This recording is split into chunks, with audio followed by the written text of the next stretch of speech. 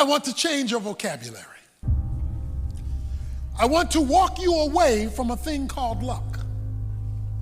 I want to give you a new word. For some, perhaps it's a new word, but it's the right word. So don't be surprised when God doesn't make sense.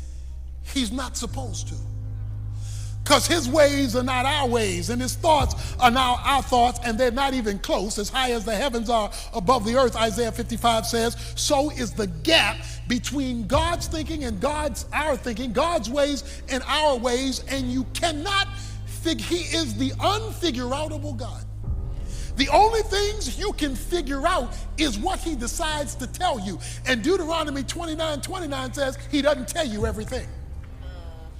God used your mess in my life to bring me to this location. It's because you messed over me. I'm fulfilling my destiny. It's because you were trying to do me in. I'm in God's place. See, when you got a sovereign God like that, who can take folk messing over you to bring you to where he wants you, you don't want to hang out with luck. You want to hang out with providence. Because providence is how he arranges it for it to happen. Look, God is so good at his providential work of hooking stuff up and arranging stuff in order to accomplish his sovereign purposes. Luke 22, Jesus told Peter, the devil has asked permission to mess up your life, to sift you like wheat, and permission has been granted. So the devil is not just the devil is God's devil. Because even he only gets to be a good devil by permission. That's how sovereign God is. The devil doesn't even get to be good at his job without a divine okay. I know that's messing with you. But we've got to deal with the fact that God is sovereign. He says, you meant it for evil. You were out to get me. But God used that thing to bring me to this location. And when you're dealing with the providence of God, watch this now, you never see all there is. You never see all that's taking place. You never see all the details that God is working out behind the scenes. In fact, what you do see often doesn't connect. There are parts that don't seem to relate to one another. That's because God is always doing more than one thing at a time.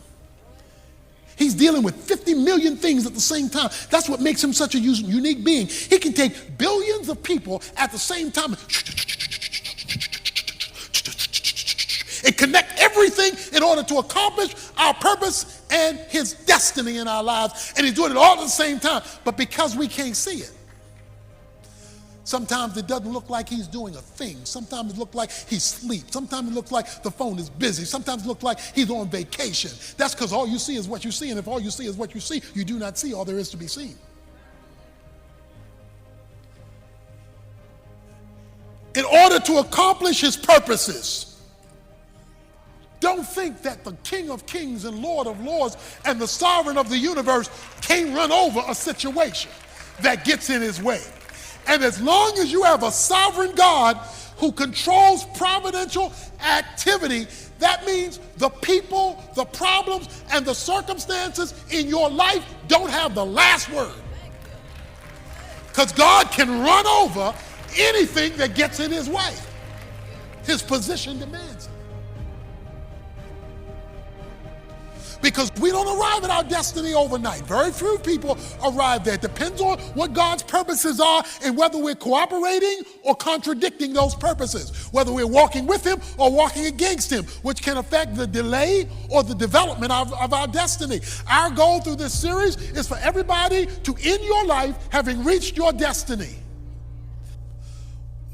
All things work together for good to those who love God and are called according to his purposes. God's goal in our destiny is always his glory and our good. God is the master weaver, And things are rarely as they appear. You have to know that. Because you never see all that God is doing when you're looking at it. You only see that piece that he wants to show you right now. You say, why won't you show me the whole thing? So that you learn to walk by faith and not by sight.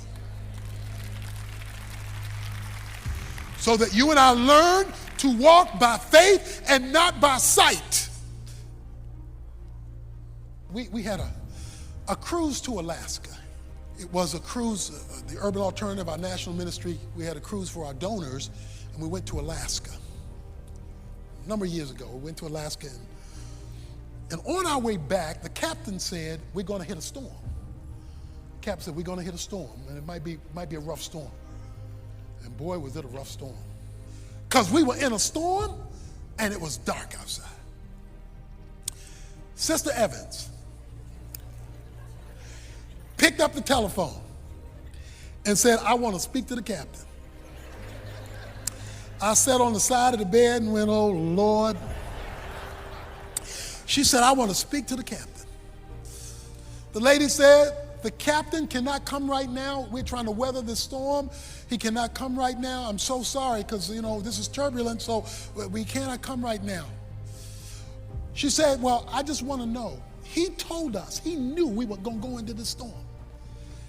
He could have gone through the inside passage and bypassed being directly out in the open ocean in the storm, and we could have bypassed a lot of this storm. That was an option. But he didn't take the inside passage. He took us, and we have 200 guests on the boat, and they're having this miserable experience because the captain didn't go the safer, smoother route. He took and I want to know why he would do that and give us this much discomfort.